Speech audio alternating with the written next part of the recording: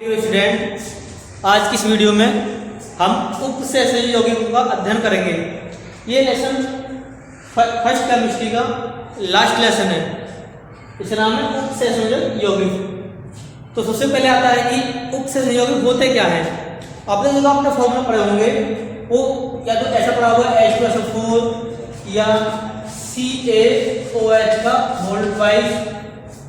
इस चैप्टर में जितने फॉर्मूला आते हैं वो तो डिफरेंस होते हैं, जैसे Na3 FeCN का होल 6। इस चैप्टर में जितने भी फॉर्मूला आएंगे वो सब बड़े ब्रैकेट के अंदर लिखे होंगे, उन्हें बोलते हैं हम उपसहसंयोगी यौगिक। तो उपसहसंयोगी होते क्या हैं? मैं एग्जाम्पल से आपको कुछ चीज बता रहा हूं। और सपोज करो एक लिखा हुआ है K4 FeCN का होल 6। इसके हम स्ट्रक्चर बनाते हैं। यहां पर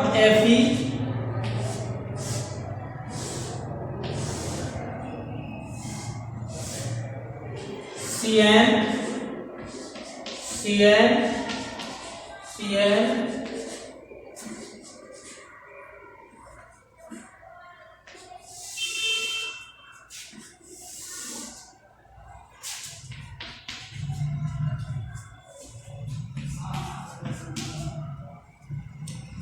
इस फॉर्मूला को हमने कुछ एक डॉट स्ट्रक्चर से बना दी। तो इसमें अब कुछ पॉइंट आते हैं। सबसे पहला आता है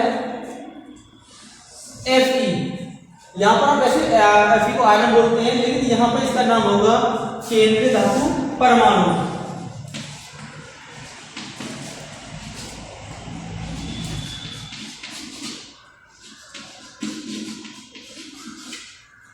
केंद्रीय धातु परमाणु ये केवल डी ब्लॉक का एलिमेंट होता है मोस्टली, और ये धनायन होता है। सबसे बड़ी पहचान इसकी ये होती है कि ये धनायन होता है। उसके बाद जो ये जुड़े हुए हैं Cn, यहाँ पर 6 संख्या है, इन्हें बोलते हैं हम लिगेंड।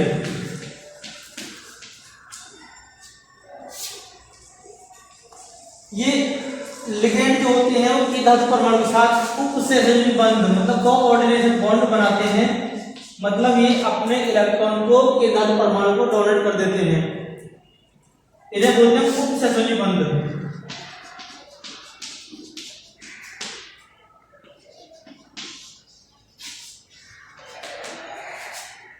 उपसहसंयोजी बंध, ये जो बड़ा ब्रैकेट है इसके अंदर लिखा हुआ है, इसे बोलते हैं उपसहसंयोजी परिसर।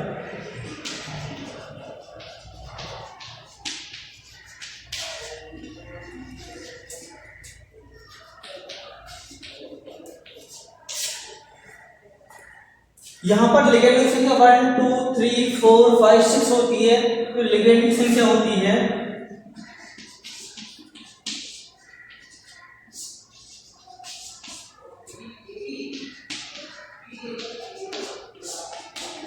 यहां पर 6 लिगेंड है, इसे बोलते हैं हम उपसहसंयोजन संख्या। उपसहसंयोजन संख्या।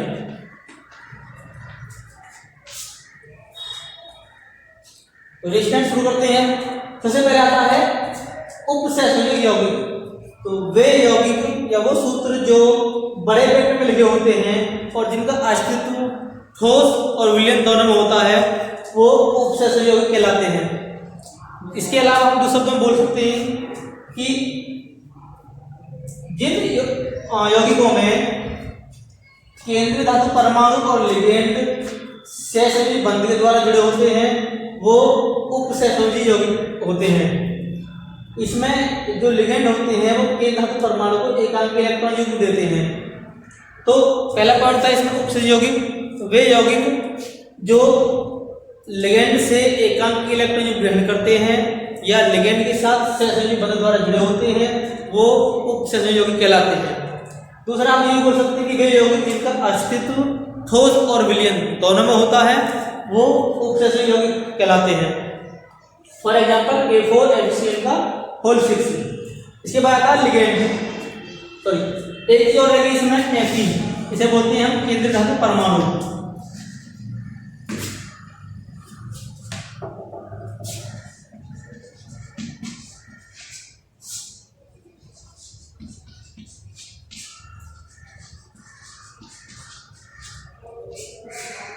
केंद्र धातु परमाणु। सबसे पहले इसी को डिफाइन करते हैं केंद्र धातु परमाणु। ये धनायन होती है और एकांकी जितने भी लिगेंड है इन सबसे एकांकी इलेक्ट्रॉन ग्रहण करती है, उसे बोलते हैं केंद्र धातु परमाणु या सेंट्रल मेटल एटम। उसके बाद आता है CN, इसे बोलते हैं हम लिगेंड।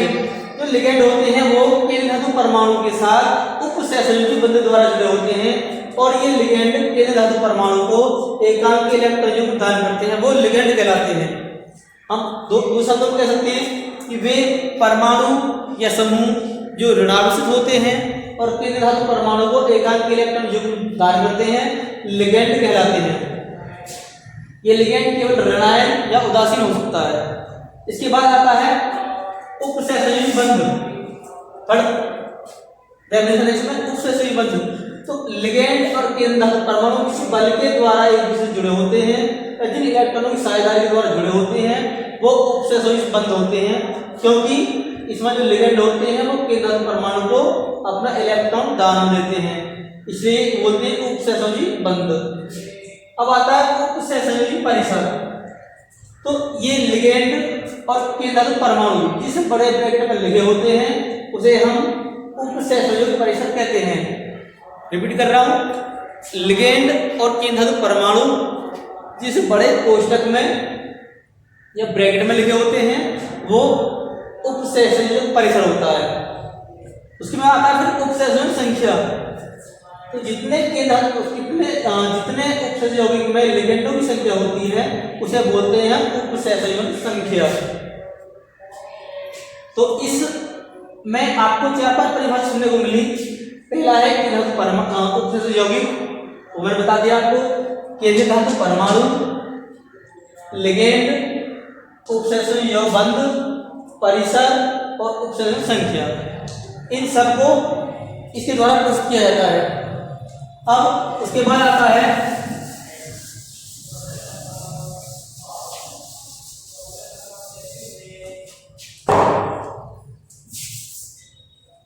लिगेंड।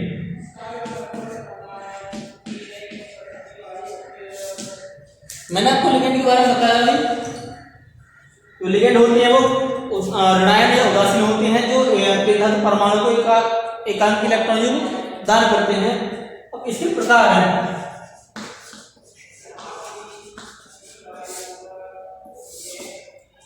पहला आता है एक दंती लिगेंड, एक दंती या एक दंतु लिगेंड।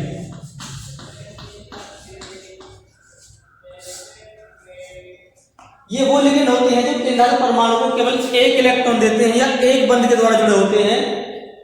केंद्र धातु परमाणु से वो एक दंती लिगेंड कहलाते हैं, जैसे FCl, Br, I आदि या H2O।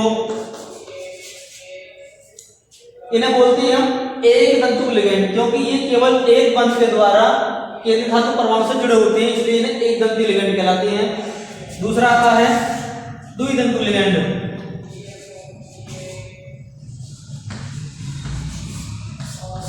द्विदंती लिगेंड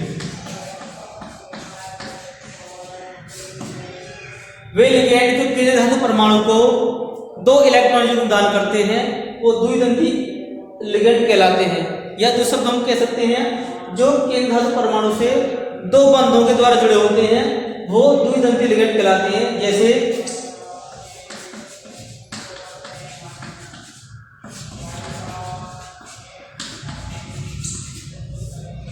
इसे बोलते हैं एथिलीन डाइअमीन। तो इसके पास यहाँ पे लोन पेयर होगा, एक लोन पेयर यहाँ पे होगा, तो ये यहाँ और यहाँ 2 बंधों के द्वारा इस केंद्र धातु परमाणु से जुड़ सकता है, या कह सकते हैं कि 2 इलेक्ट्रॉन युग्म केंद्र धातु परमाणु को दे सकता है, इसलिए इसे द्विदंतु लिगेंड कहते हैं। थर्ड आता है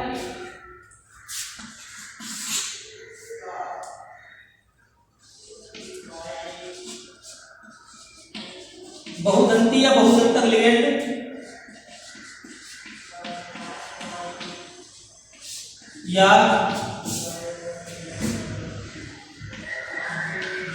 उभयदंती लिगेंड।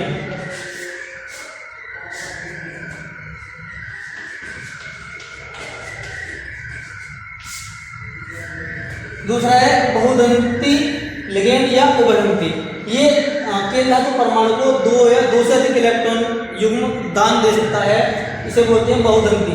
जो शब्दों में कह सकते हैं वह लिगेंड जो केंद्र धातु परमाणु से दो या दो से अधिक बंधों के द्वारा जुड़ सकता है, उसे हम बहुधंतुक लिगेंड कहते हैं। जैसे NOM,